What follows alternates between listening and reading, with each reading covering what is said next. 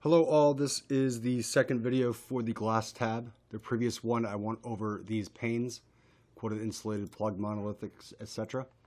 This one I'm going to be concentrating on the sub and totals and the buttons and also Spandrel. Let's tackle Spandrel real quick. The idea of Spandrel is the following. This is a setup charge, okay? So if I put any value in this one here, or this one here, it will apply a Spandrel charge. So I'll put 56 here, I'll put 1 here, I'll put 285, 258 here. So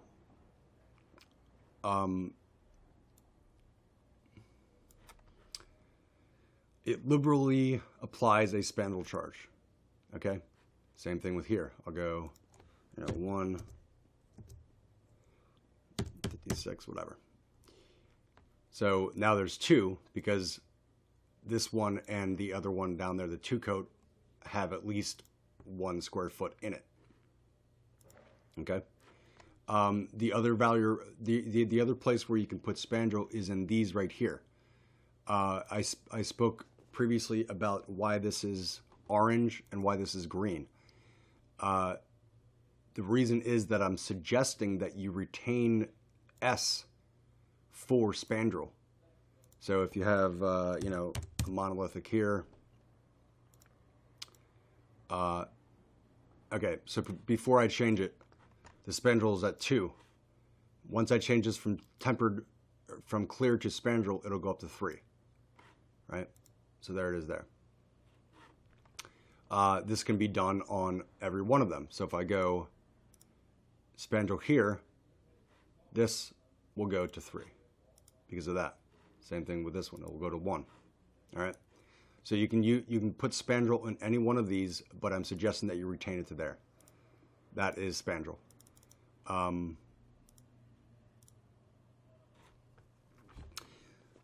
We'll backtrack here to glass. So this is just the total square footage and the total price. Rake, I put in these ones here. These are, as you can see, manual that you can put it in. If you have 2 rakes, put it in. It is then simply applying this value. So insulated rake applies to exterior, windows as well. And mono rake applies to interior and doors. All right, so there's the 15s and the 40s. Boxing, what this will do, this is a rather sophisticated value. If you don't want to use box, just go to 0 down here.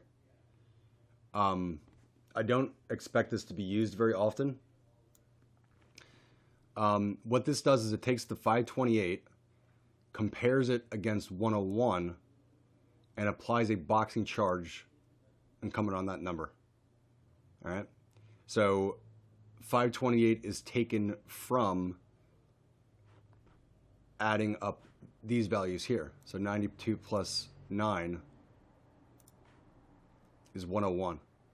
So this is just kind of a connection between the two. You're going in here on storefront and curtain wall to apply your DLOs for install. But on glass, it'll pull that from here and calculate the total lights throughout, which is kind of cool, I guess. Here's your total cost for your glass on the whole project. So if your box doesn't seem right, make sure that you have your DLOs figured in SF and curtain wall. The last one is ratio. This takes the square footage that you put in here as well, 3174. It then compares this number against that. So 2830 is 89% of 3174. This is a number you want to check. This one I kind of flubbed around. You're generally going to want it around. These are just throw numbers, so don't worry about it. So for that, this is an accurate number for curtain wall. Curtain wall generally won't have as many doors, depending. And you want to be around 85. If you're above 90, you're probably too much. You're almost kind of definitely too much. 88, 87 is generally where you want to be. This is a little high. So this value, if you can follow, if say you have a 10 by 10 opening and you have a door taking up, half of it, this value is going to be down a good amount. It's probably going to be around 67, around there. If you have a ton of storefront without any doors on like a second floor or something, 89 is kind of where you're going to top out. So just, get that idea in there. If it's something other than something in the 80s, you have to go back and figure your square footage that you enter. So that's just a check. And this value is over here on individual too for your final check. There's your ratio, exact same number. All right. While I'm here, this is where your glass numbers are applied. So the 40, 1036, 40, 1036, 71. So that's how they're kind of connected with these last three. And that's it. So I have a lot of totals here. So glass totals I have down here, quoted insulated, plugged. They have all the panes here and just showing kind of how it's distributed. Might be a nice something to have. I also total each column. So 2906 is 1 inch, the lower annealed, whatever. And that goes all the way down. So there's a lot of statistical information here. If you order all your clear tempered and the price comes out to be 20, something crazy, like $3,200, you'd be like, hey, and you can quick go back and look, that should only be 24, da da da. I went over this, lights per box. Oh, okay, so boxing, this is your lights per box.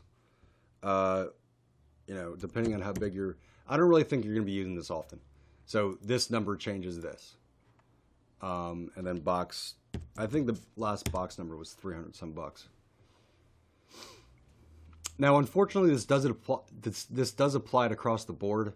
So once again, I don't really think that you'll be using this. It's more or less a flub, something to get rid of, if you need to,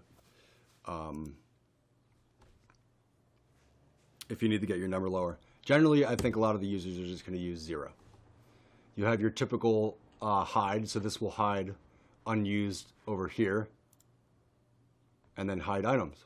So we'll get rid of these ones, anything that's 0. All right. Okay, so another thing I want to go over is auto resize. I am experimenting with this. It's rather cool. Let me, and obviously the clear one, so you can clear just the doors. Now, just to demonstrate quickly, if auto resize is being used, the clear button takes a while. Looks like it opened it all up.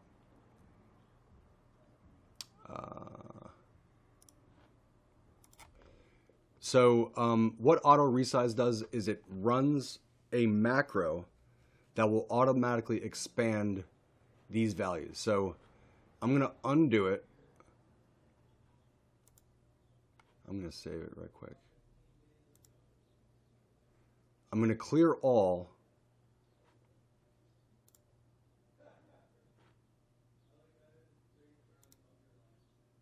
And resize. Now I'll show you how this expands when it's depressed. All right. So if I put in 2850.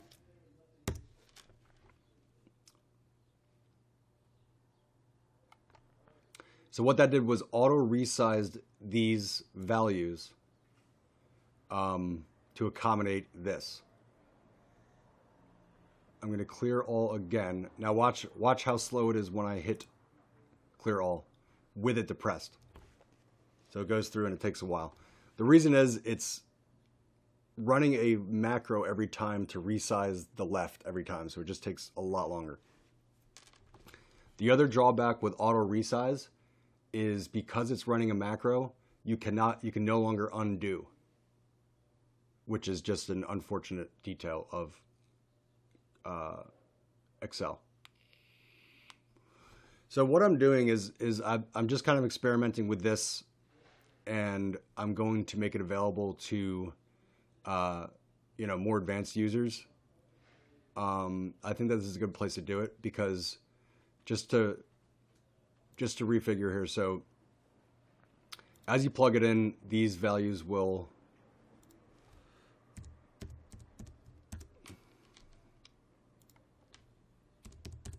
that's with it not in.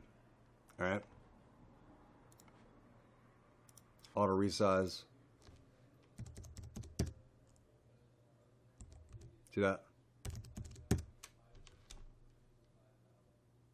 So it'll resize the column that you just plugged in and this. So that's auto resize. So you want to have it plugged in when you first start doing your numbers, and then unselect it when you're, kind of finessing stuff around. Okay. That is it for glass. Thank you very much.